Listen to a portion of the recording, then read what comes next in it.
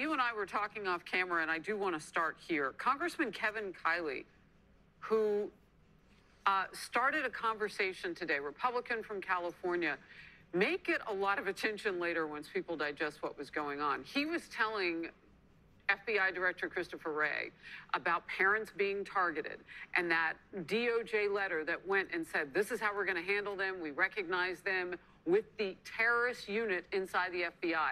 Wray said, I never followed any directions. I never made any changes. And then Kevin Kiley, representative from California, said, well, do you think you owe the American public an apology? And he said, no, because I didn't do what that memo said. What did that mean to you?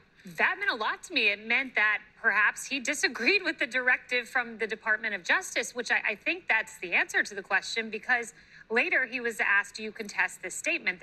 The Justice Department's own documents demonstrated that there was no compelling nationwide law enforcement justification for the Attorney General's directive. He did not say he disagreed with that statement. So it sounds like some disagreement, but the overarching picture I take away from this, and this is, I think, a gratuitous interpretation, is the FBI was always 2 steps behind. This memo happens. Where was Wray when this memo comes out? Sounds like maybe he didn't take the directive. I want to just step in real quickly because we do have a clip of Representative Kiley talking about what you were saying, and then I'll come right to you. Let's watch.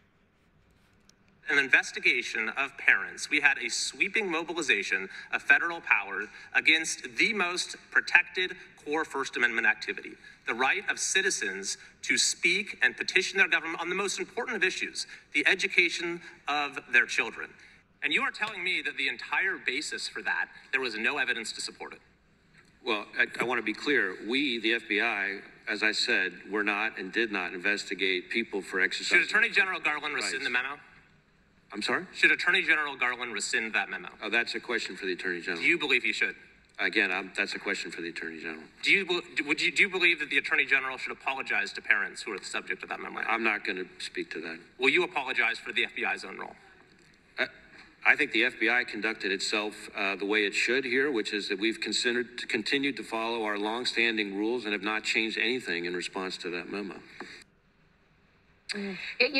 When you have something circled on your calendar and you look at it with dread, this was that for the FBI director. He knew how this was going to go, and he was trying to stay above the political fray. Some moments bubble up to the surface. That this is definitely one of them that's going to get a lot of attention.